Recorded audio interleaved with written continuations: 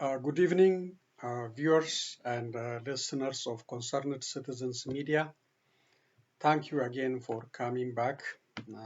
I always appreciate your sharing your time with me. Today is December 21st, 2022. I have several news updates to share with you. So I will start with Oromo diaspora community in UK. Protest against Abiy Ahmed's Prosperity Party and Fano and Amara militia atrocities in Oromia. So we should appreciate the UK Oromo diaspora community for being the voice for the voiceless Oromos back home. So these international protests, international Oromo protests against the regime in Ethiopia intensified. It's everywhere. Last time, Sydney, Australia, Melbourne, Australia, and also in California, United States, Washington, D.C. For 2 days, and also in Canada. So it's everywhere, France.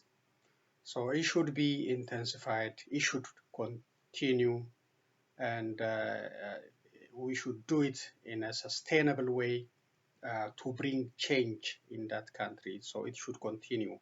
As I said before, is a one-day protest or a two-day protest cannot bring change in Ethiopia. We should be a voice for these voiceless people until the suffering is over. So thank you, UK, for coming out and for denouncing the atrocities happening against the Oromo people. And please continue.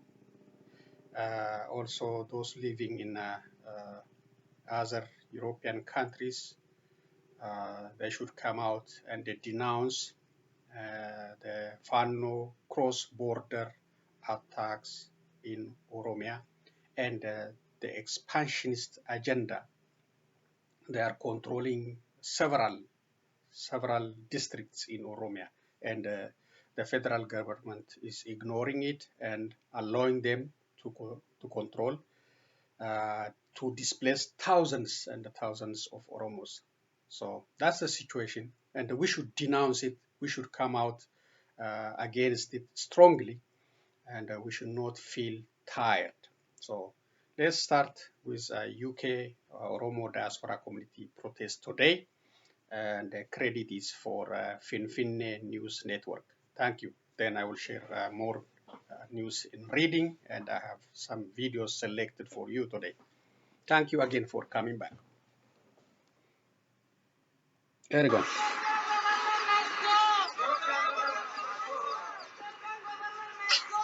Ethiopian government must go.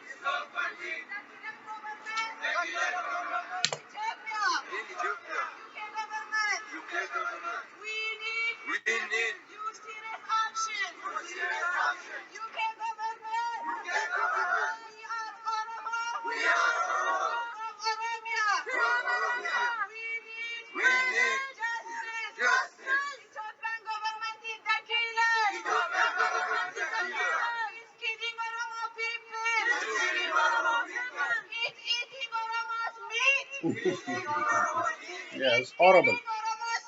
It's horrible. Never heard of this before. This is the new reality under Abiy Ahmed leadership. People disrespecting dead bodies, chopping the dead bodies, parts, and talking about eating flesh.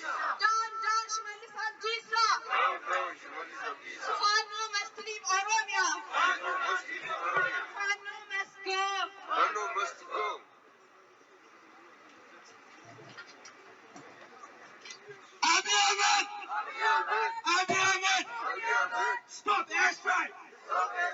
Stop the airstrike! In Oromia! In Oromia! Abiy Ahmed! Abiy Ahmed! Stop the airstrike! Stop the airstrike! In Oromia! Stop genocide! Stop genocide! Stop genocide! Stop genocide! In Oromia! In Oromia! Stop genocide! Stop genocide! Stop genocide! Stop genocide! In Oromia!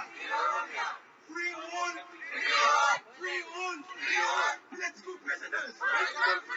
Free all! Free all! Political prisoners! Abiy Ahmed! Abiy Ahmed! He's a killer! Abiy Ahmed! Of Ethiopia! Of Ethiopia! He's a killer! Abiy Ahmed! Abiy Ahmed! He's a war criminal! He's a war criminal! Abiy Ahmed! Abiy Ahmed! He's a war criminal! He's a war criminal! Abiy Ahmed! Abiy Ahmed! Of Ethiopia! Of Ethiopia! To the ICC! To the ICC! Abiy Ahmed! Abiy Ahmed! The killer! The killer! To the ICC! To the ICC! Bring him to ICC.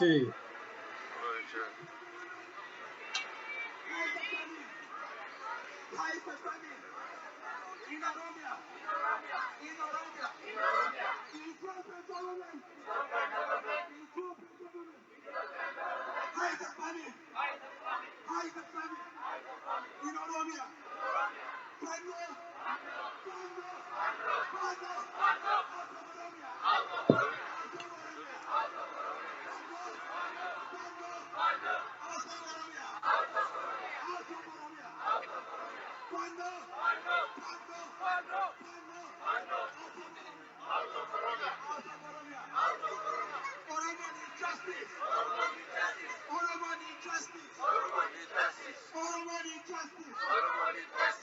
Stop killing!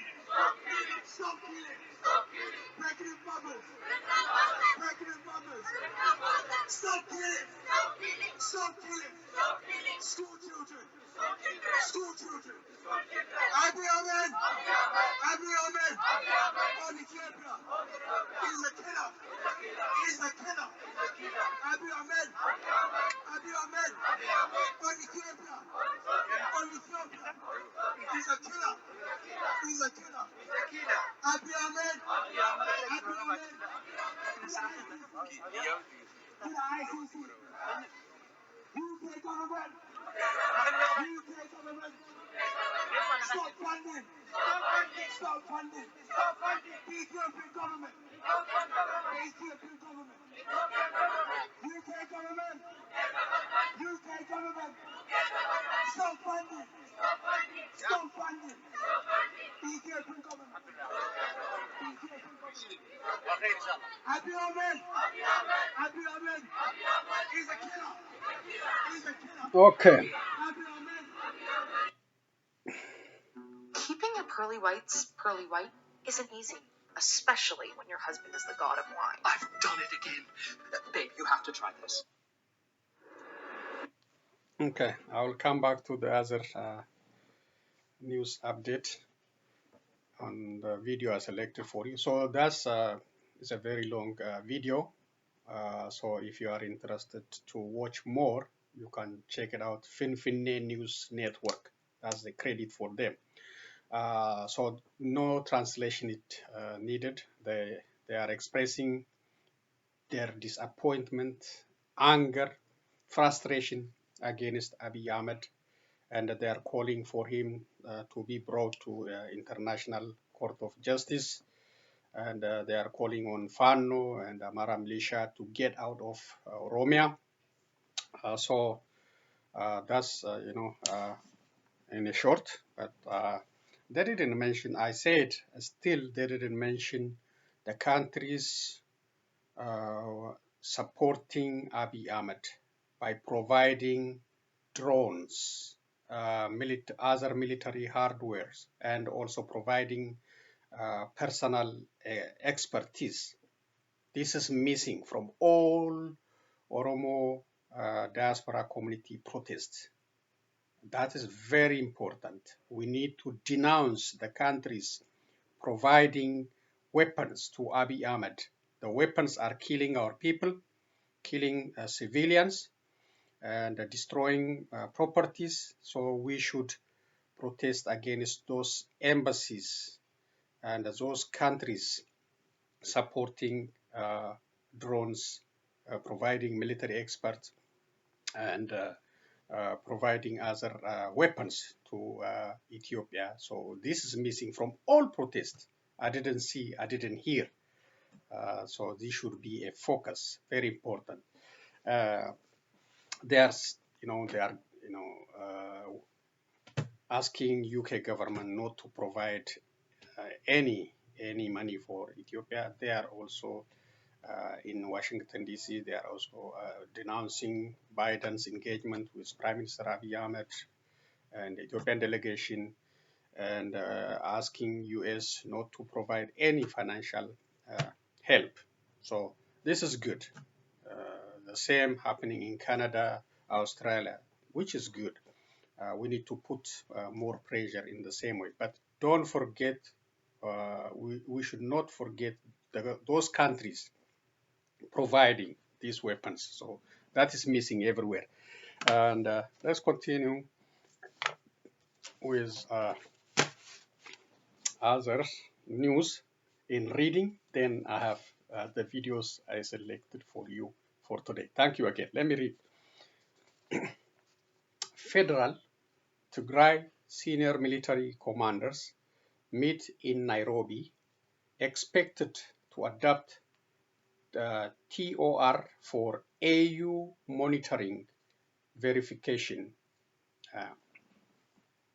compliance. This is credit for Addis Standard. Representatives of the Ethiopian federal government and the Tigray senior commanders are meeting in Nairobi at the Moran Training Center in Karen, Nairobi, Kenya, for a consultative meeting on the implementation of the Ethiopian Permanent Cessation of Hostilities Agreement, COHA, which was signed in Pretoria, South Africa on 2nd November, according to the program schedule seen by Addis Standard. The consultative meeting was originally scheduled between 20 and 23 December, but Addis Standard learned that it is commencing on Wednesday, 21st December, which is today. During the 3-day consultative meeting, the two sides are expected to discuss on the outcome document on the implementation of the disarmament process, finalization and adaptation of the terms of reference, TORS, for the AU monitoring, verification, and the compliance mechanism and next steps in the implementation of the permanent COHA according to the program schedule. Representative of Uhuru Kenyatta, former president of the Kenya and AU high-level panel member, IGAD, and the US government will be attending the meeting, which takes place amidst growing call for the urgent development of AU's monitoring and verification team, whose establishment is provided under Article 11 of the Pretoria Permanent COHA following exchange of compliment from the federal government and the Tigray regional state.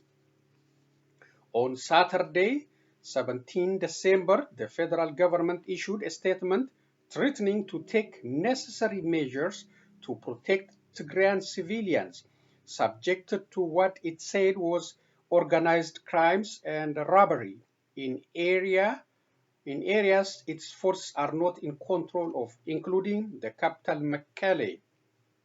The government of Ethiopia wants to underline that these criminals will be held accountable, the statement said, adding the government will take all necessary measures to safeguard the security of the people in those areas and discharge its responsibilities.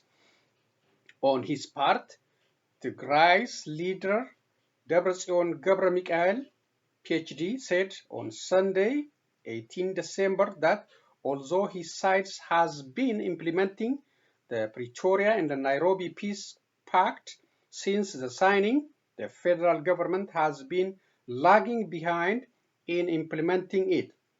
Debretsion blamed the federal government that although there should have been unrestricted flow of humanitarian aid to Tigray, there are obstructions despite some improvement. People residing in areas occupied by the Eritrean and the Amara force are not getting aid properly, even in areas where the federal government has been distributing aid. Only people in the cities get the aid, yet many people in the countryside do not get any help, he said. Several reports also show that both Eritrean and Amara forces are committing atrocity crimes against Tigrayan civilians in the areas they occupied. Under disarmament of Tigrayan armed combatant, on the declaration of the modalities for the implementation of the Pretoria Agreement, which was signed in Nairobi on November 12, Article 2.1d stated that disarmament of heavy weapons will be done concurrently with the withdrawal of foreign and non-ENDF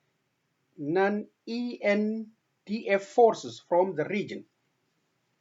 On 5 December, Tigray's top military commander, General Taddese Worede, said that nearly 65% of Tigray armed combatants were disengaged from the front lines, but the announcement has not been independently corroborated due to the absence of AU's monitoring and verification team on the ground, which makes today's meeting in Nairobi and its outcome critical to the peace process. So the big obstacles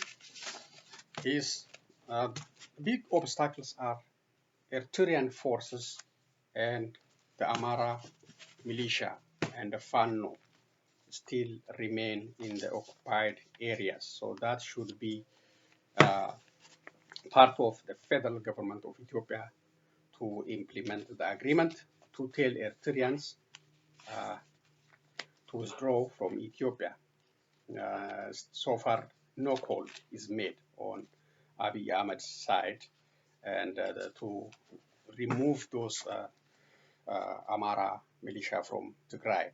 They are still committing war crimes and other atrocities in Tigray. So it's part of the Abiy Ahmed, why he is hesitating, why he's still keeping them there, and also some obstruction on humanitarian aids too, plus other services. Too much propaganda, but less services, electricity, banking, all. Too much talk for propaganda purpose, but these people are not getting the help they need. This one is Fitch. Fitch downgrades Ethiopia to CCC, triple C minus, remove from USO.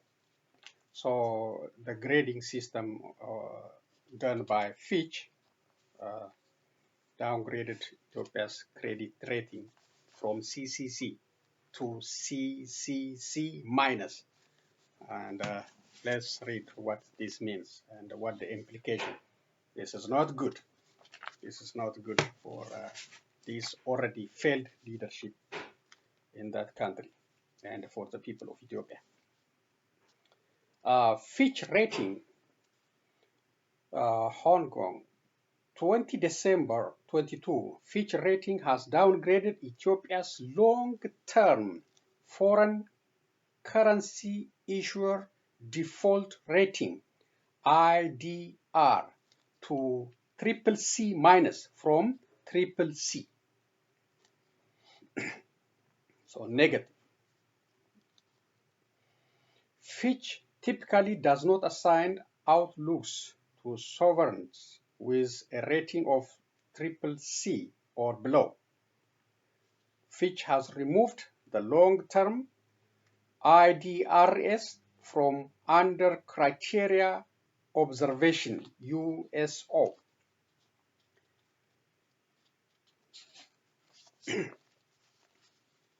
Downgrade of issuer default rating.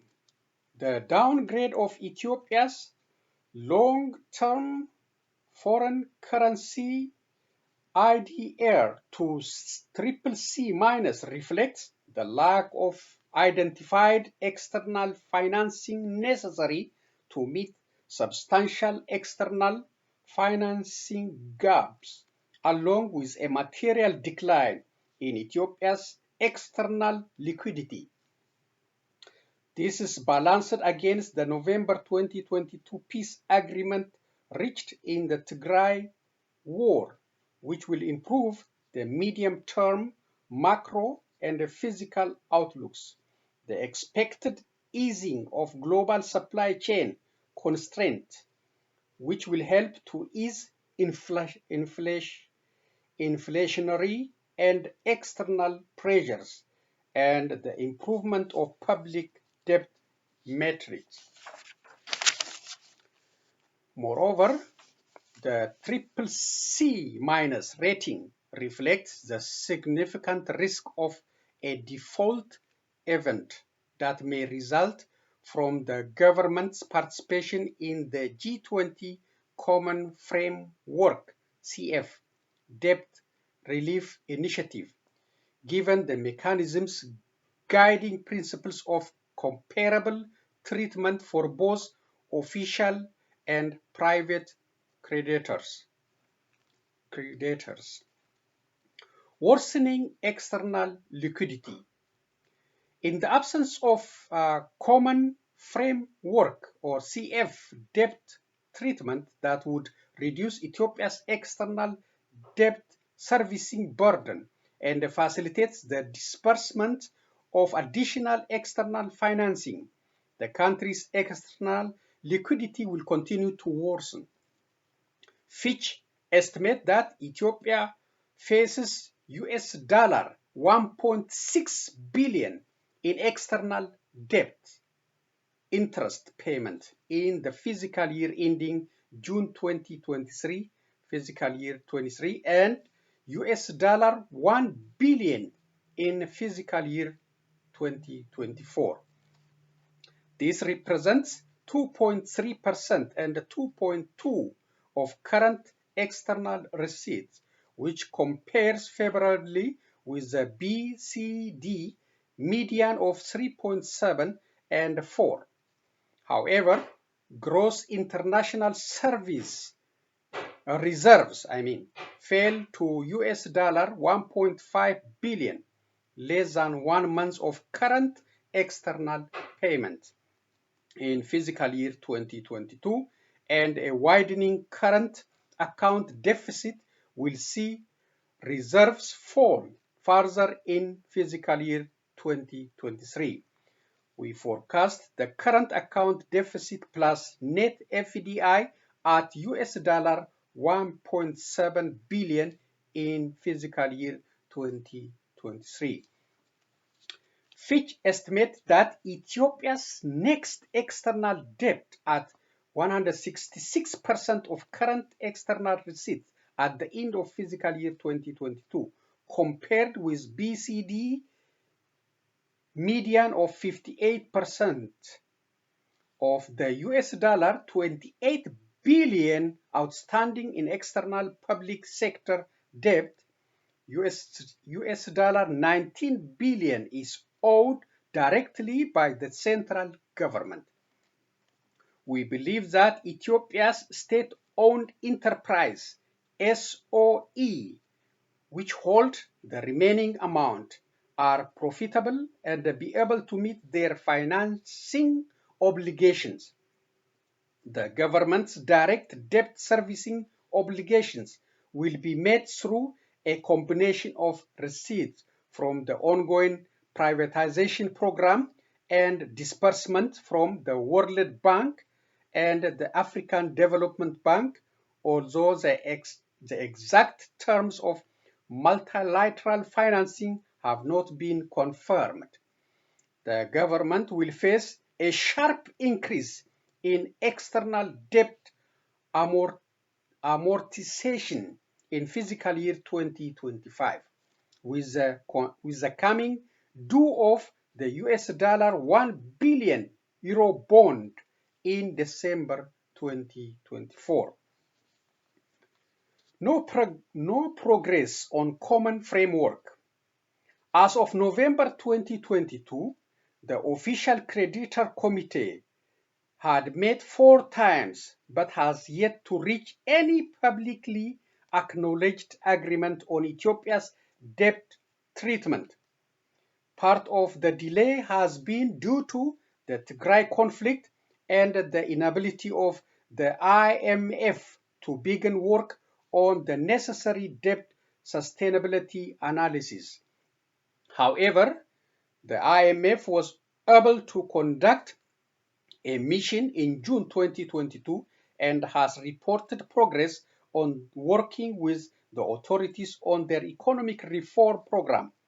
Fitch expects that an IMF program will be forthcoming and will provide the necessary external financing, both from the IMF and other multilaterals, to address the financing gaps that remain upon agreement of a CF debt treatment.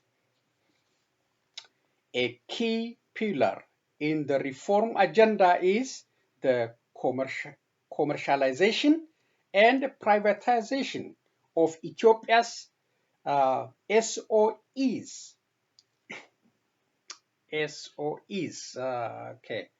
SOEs, state-owned enterprise, SOEs, which we expect to continue in the coming years and to contribute to external financing in the form of government receipts and higher FDI inflows.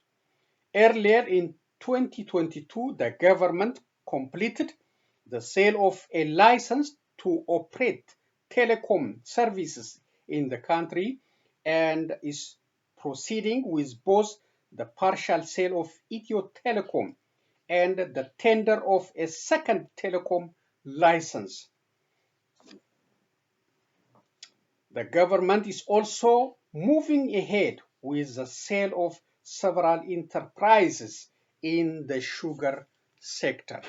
So that is credit fitchrating.com on downgrading Ethiopia's rating from CCC to CCC minus, and the challenge the country is facing in getting money from global investors, from World Bank, IMF, and also in its inability to pay the amount of debt it owes to these international players.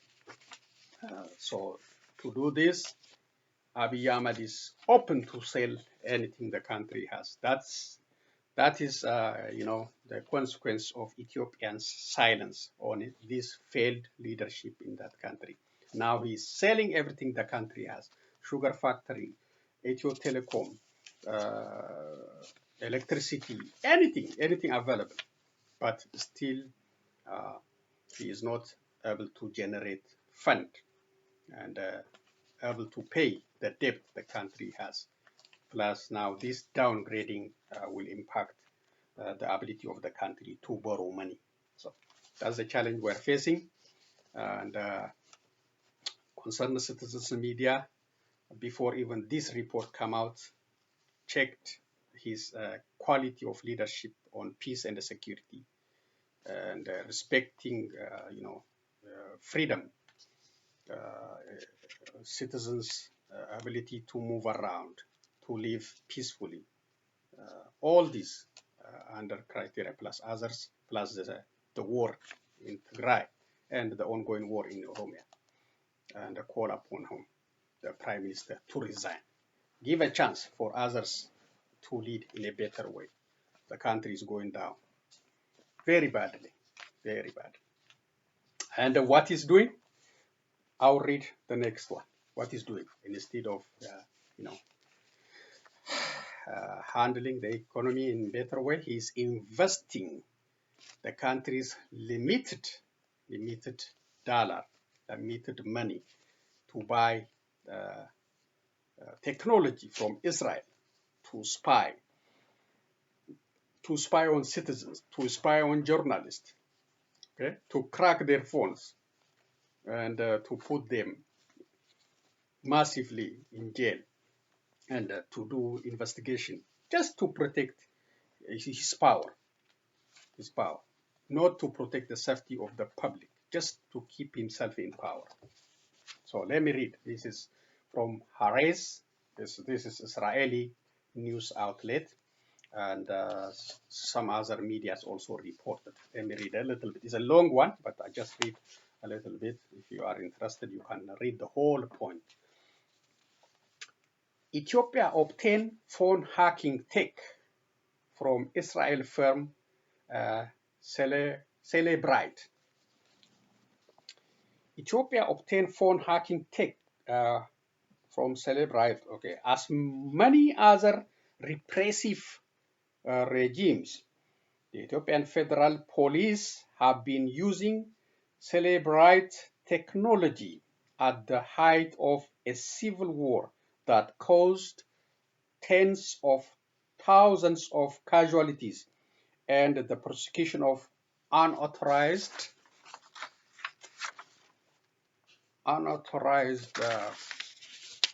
news outlets. The Ethiopian police, who, according to reports, are responsible for mass detention of minorities and the persecution of opposition forces and the journalists, have purchased technology from the Israeli digital intelligence company Celebrite to hack into the cell phones of detainees. The Ethiopian Federal Police have been using Celebrite systems since 2021 at the height of the civil war between the country's Prime Minister forces and the Tigrayan People's Liberation Forces. The flagship product of Celebrite, a public company traded on Nasdaq, is a technology called UFED, which is used by authorities to hack into seized phones, which are password protected. This in turn allows Celebrite's client to download all the information stored on those devices, including media files and text messages, call histories, contacts, and more. As Haaretz has repeatedly reported, Celebrite clients included at the time repressive regimes under sanctions, among them Belarus, China, Indonesia, the Philippines, and the notorious RAB Days Squad in Bangladesh.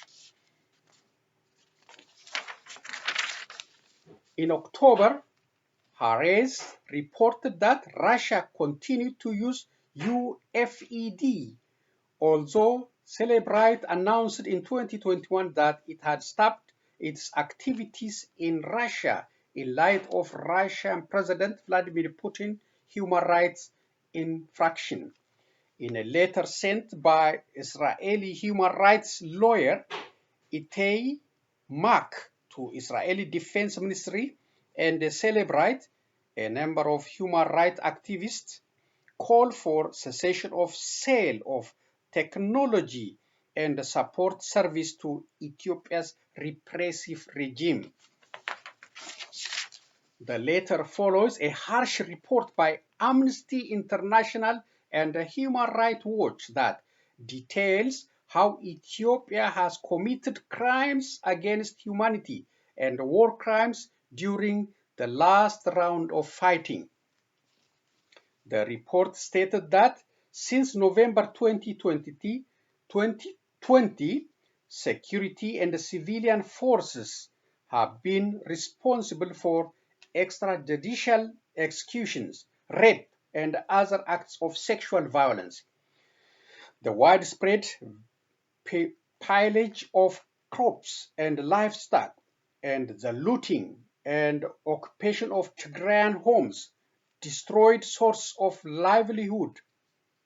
The Tigrayans have faced mass arrests and prolonged arbitrary detention in formal and informal detention sites where detainees were killed, tortured, and ill-treated. A joint investigative commission by the UN and the Ethiopian Human Rights Commission found that both sides have committed crimes against humanity, war crimes, and a serious infraction of human rights, including intentional artillery fire against civilians, execution, torture, and rape. Some 2.6 million people have been uprooted from their homes. On November 2nd, a peace treaty was signed between the Ethiopian government and the Tigrayan People's Liberation Front, but conditions in the northern state, one of 9, the makeup of Ethiopia, are still harsh. Government forces have retreated, but the Eritrean army and the militias of the state of Amhara, which are assisting Ethiopia, are still active in Tigray. Meanwhile, the TPLF has not yet disarmed. Ethiopia's federal police, which is under the direct aegis of the Prime Minister's office, posted on its Facebook page that it had purchased UFED systems and auxiliary equipment for its crime investigation bureau. Accompanying photos show police officials exhibiting new Celebrite systems out of the box. They are showing you, they are not hiding, they are showing it and boasting about it. According to Mark, the Crime Investigation Bureau serves Prime Minister Abiy Ahmed to persecute minorities, opponents of the regime, and journalists. Ahmed has taken advantage of the civil war against the Tigrayan minority to declare a state of emergency in the country and arrest tens of thousands of people. The detainees are held for long periods without trial, are severely tortured, and some are murdered. In June 2021, mainly in Addis Ababa, security forces, especially the federal police, began searching homes, arresting and disappearing civilians based on their Tigrayan ethnicity. Mark wrote in the letter to the Defense Ministry and Celebrite. Since the beginning of the civil war, 63 journalists have been arrested, most of them Tigrayan. In August, the federal police indicted 111 unauthorized digital media outlets claiming incitement to violence, hate, mongering, and harming the government. Over the past year, a number of independent media outlets have had to cease operation due to persecution by Ahmed regime. So it's a long report. If you are interested, continue to, you can access it from Haaretz.com. That's the Israeli news outlet reported about this Ethiopian government, owning a technology to crack or to hack your phone and to target you. That's it's not for public interest, but the government using to attack, journalists and those YouTube producers, to silence them and to eliminate those critical media against the government, and just to remain Fana, Walter, EBS, and SAT, because it's government friendly. That's to limit this. So there is no other point of view in that country. No one can criticize Abiy Ahmed. So he is now using the technology to crack the phone and to listen to our calls. So that's his priority.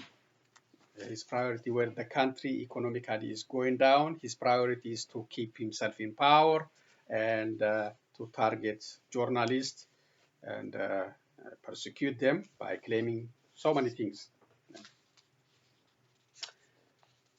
This one is from U.S. State Department, standing with Afghanistan's women and girls. So Afghanistan is in power. Now they are banning girls and women from going to universities. So I have a video too, women protesting against this decision, and this also condemned by international organizations and other countries, and the US is also releasing this press statement. The United States condemns in the strongest terms the Taliban's indefensible decision to ban women from universities, keep secondary schools closed to girls, and continue to impose other restrictions on the ability of women and girls in Afghanistan to exercise their human rights and fundamental freedoms. Education is a human right. It is also essential to Afghanistan's economic growth and stability. The Taliban cannot expect to be a legitimate member of the international community until they respect the rights of all Afghanistan. This decision will come with consequences for the Taliban. No other country in the world bars women and girls from receiving an education.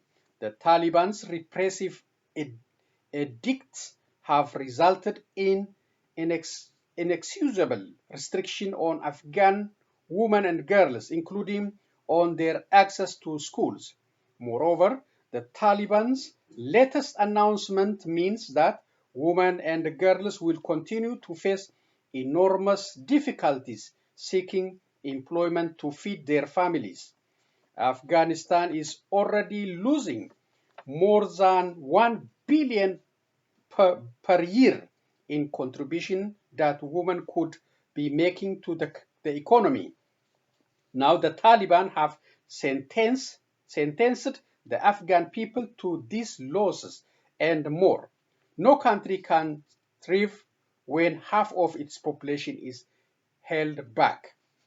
We will continue to provide robust support to the Afghan people, including women and girls, seek to meet their humanitarian needs, and organize with allies and partners to collectively advocate for their rights. Credit U.S. State Department. And that is a horrible is a bad decision in Afghanistan. And, denying girls not to go to high school and women and girls not to go to universities to advance their education. That's a bad decision. And it should be condemned, and the Taliban should reconsider. They are very rough, and I don't know. And I think at this 21st century, such kind of ban will not take them anywhere. So they should reconsider and allow these young girls and women to attend high school and higher institutions. This is 1.85 billion to additional. Okay, this is U.S. Ukraine. Again from State Department. 1.85 billion in additional U.S. military assistance, including the first transfer of patriotic air defense system to Ukraine. As Russia continued its brutal attacks against critical infrastructure in Ukraine, the United States welcomes President Vladimir Zelensky to Washington, D.C. today to underscore our enduring commitment to the people of Ukraine. Over the past 300 days, the Kremlin has tried and failed to wipe Ukraine off the map. Now Russia is trying to weaponize winter by freezing and starving Ukrainian civilians and forcing families from their homes. In response, President Biden will announce today that the United States is providing critical new and additional military capabilities to help Ukraine defend itself from Russia's ongoing brutal and unprovoked assault. Pursuant to a delegation of authority from the President, today I am authorizing our 28th drawdown of U.S. arms and equipment for Ukraine since August 2021. This $1 billion drawdown will provide Ukraine with expanded air defense and precision strike capabilities, as well as additional munitions and critical equipment that Ukraine is using so effectively to defend itself on the battlefield. The Department of Defense is also announcing an additional $850 million of security assistance for Ukraine today under its Ukraine Security Assistance Initiative. This will bring total U.S. military assistance for Ukraine to unprecedented $21.9 billion since the beginning of the administration. Too much money is heading that way. 21.9 billion U.S. money, our taxpayers' money. But it's not saving that country. That's the problem. It's not saving. Today's assistance for the first time includes the Patriotic Air Defense System, capable of bringing down cruise missiles, short-range ballistic missiles, and aircraft at a significantly higher ceiling that previously provided air defense systems.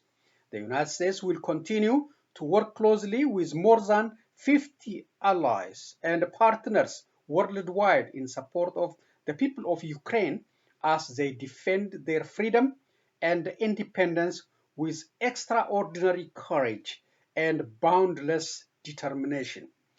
We will continue to support Ukraine for as long as it takes so that Kiev can continue to defend itself and be in the strongest possible position at the negotiating table when the time comes. Russia alone could end this war today. Until it does so, we stand united with Ukraine. Credit State Department. So yes, so many weapons coming to Ukraine. So much money is pouring in Ukraine, and the problem, all this, including training, even personal help from different countries. Ukraine is still burning. Ukraine is still burning.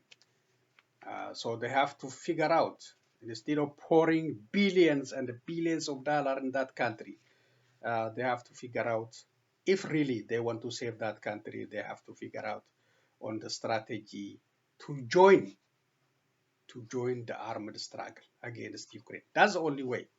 That, just providing weapons, money, yes, it can create damage on Russia, but it is not saving Ukrainians and Ukraine from the bombardment and from this destruction of Russia. So NATO, US, I think they should come to the table. What can we do? Our strategy is not working. So what can we do? Do we have to join Ukraine in fighting? I think that's the best choice, or find a different way to negotiate with Vladimir Putin to end this war. That's the only way. Two ways. Find a way to negotiate or join the military struggle to preserve the safety of Ukrainians and Ukraine. The next one is Kenya secures new IMF loan worth 447 million to fund its budgetary needs. This is positive news for Kenya. Ethiopia is missing such kind of positive news because of the failed leadership in that country. Let me read. The International Monetary Fund, IMF, has approved a 447.39 million loan to Kenya to support the country budgetary needs. IMF loan approved follow the fourth review of the 2.34 billion 38 months with Kenya.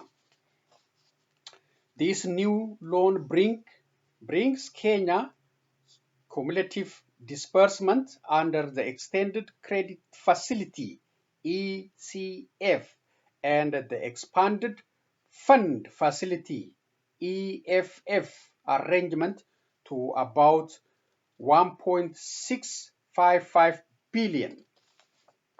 Under the review, IMF pointed out that Kenya's economy remains stable and projects it to grow by 5.3% this year, despite a challenging global environment, but warned that the climate-related risks are elevated in the medium term. IMF also noted that the country's public debt has started to level off due to fiscal consolidation efforts by the government. However, they warned that obligations carried over from the last fiscal year and an increase in unbudgeted spending in the early 2022-2023 fiscal year increased pressures on the budget. The global lender hinted that the new administration has reasserted Kenya's commitment to fiscal consolidation, targeting a lower overall fiscal deficit than the original budget. In his fiscal parliamentary address, President announced a cut of 2.4 billion on the budget to ease pressure on the exchequer. The loan will help buffer Kenya's foreign exchange reserves, which had fallen to just 3.98 months of cover below the legal threshold of 4 months. Antoniette said, IMF Deputy Managing Director, Kenya's commitment to its economic program supported by the funds EFF and ECF arrangement is anchoring debt sustainability. The economy has performed well amid slowing global growth, tighter financial conditions, and volatile commodity prices, while the continuing drought has increased food insecurity and climate-related risks pose ongoing challenges. Mutually reinforcing prudent macroeconomic policies and resolute implementation of structural reforms remain essential to safeguard positive medium-term prospects. IMF boss also pointed out that the strong performance of tax revenues has supported resilience and cushioned the initial impact of global shocks on households and businesses, and lauded the gradual withdrawal of fuel subsidies by the new administration. IMF has also welcomed the move by the Central Bank of Kenya, CBK, to raise the base lending rate for the second time in a row to ease inflation, arguing that further tightening would limit second-round effects and keep inflationary expectations well anchored while supporting the external adjustment. The IMF further said that addressing vulnerabilities at Kenya Airways and Kenya Power is urgent, along with strengthening the governance framework for state-owned corporation. Credit Garo Online news outlet. This is a Somalian online news outlet.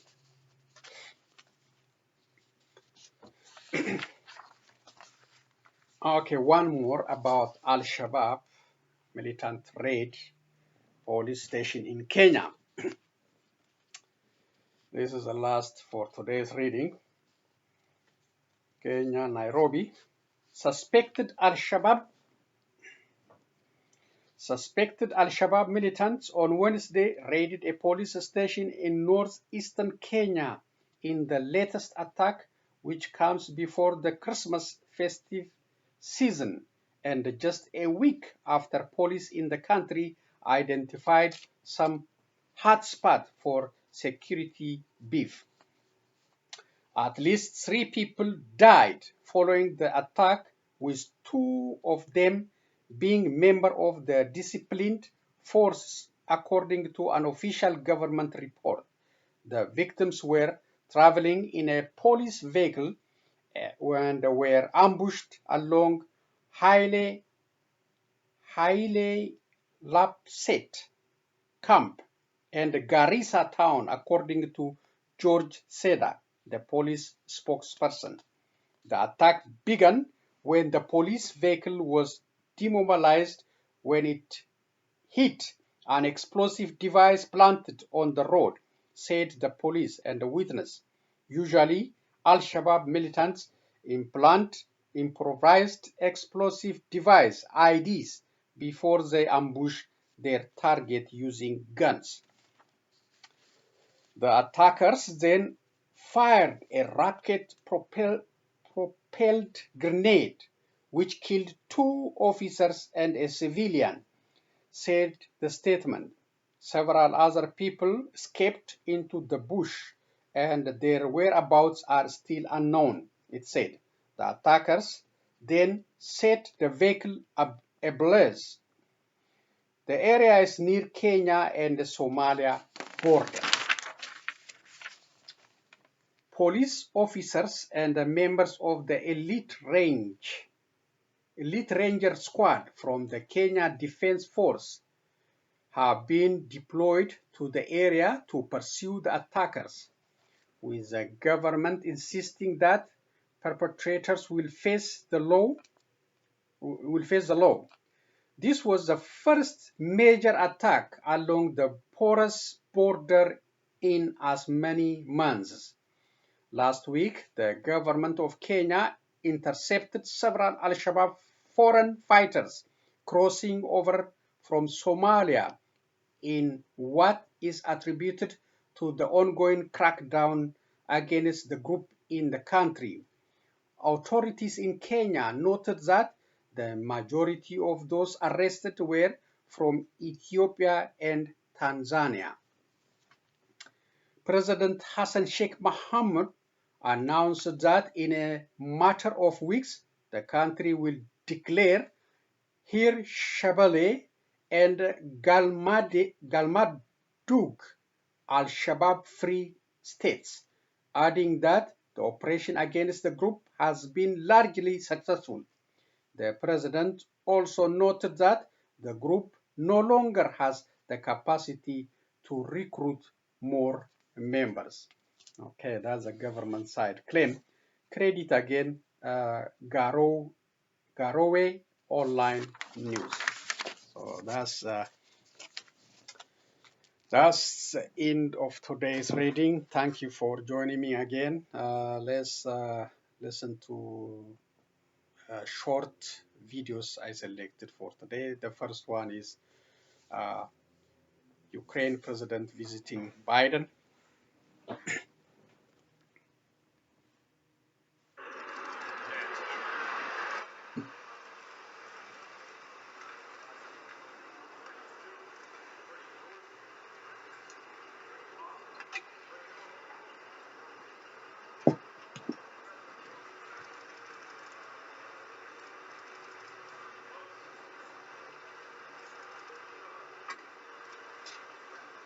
Yeah, he's left-handed. Look like left-handed.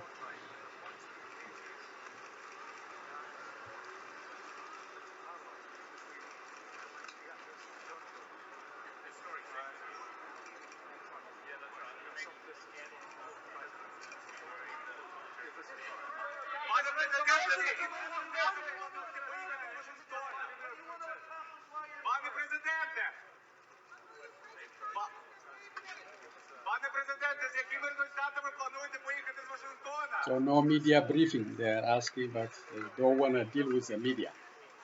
They just to show up the meeting. Maybe, I don't know if they have a further media briefing.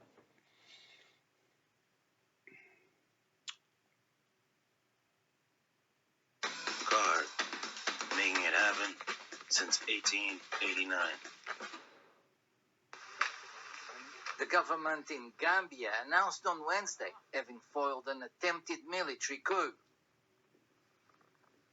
According to the statement released by the authorities, 4 soldiers who tried to overthrow President Adama Barrow's government had been arrested. The situation is now totally under control, according to the statement that added the army was trying to locate another 3 accomplices involved in the attempted coup. No independent confirmation was obtained from any source other than the government statement. Some reports mention soldiers moving around the presidential headquarters in the capital Banjul on Tuesday evening.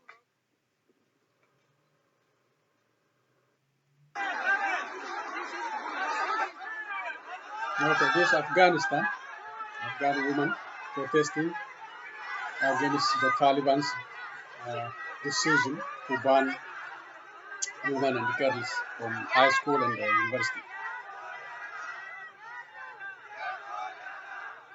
That's a terrible decision for that country.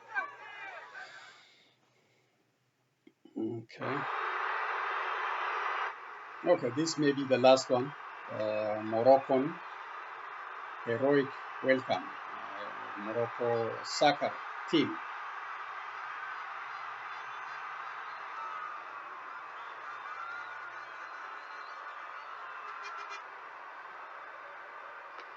Yeah, they deserve this. They deserve.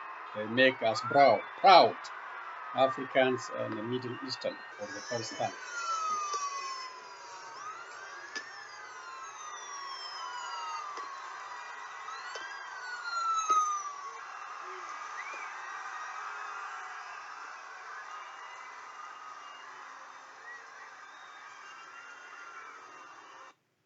There we go. Thank you, all these medias, for the videos, and thank you for sharing your time with me.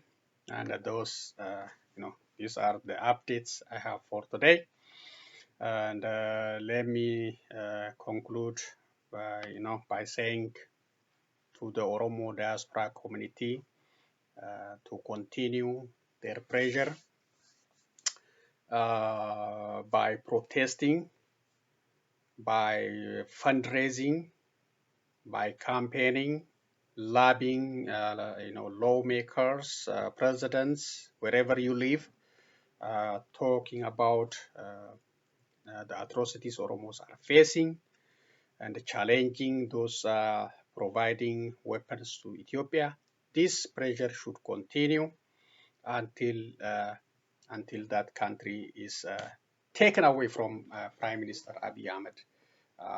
He is a failed leadership in multiple fronts, whether inflation, high unemployment, war, ethnic tension, so many things. And he's, as I reported, he's purchasing technology to control the rights of individuals, to control the journalists, the media, and just for the sake of his seat, not for the sake of Ethiopians or for the sake of the public safety. So our pressure should continue, and the United States and other countries must also end their silence, especially on the ongoing brutal war in Oromia, plus in bringing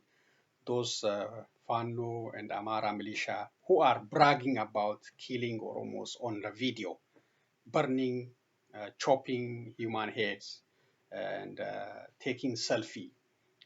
This I never seen in another country. This is can be compared with the ISIL, what those Al Qaeda style brutality coming to Ethiopia, and those people should be accounted for. They should be brought to justice. If not, this brutality will expand in Ethiopia, and the whole civilized world should act against this,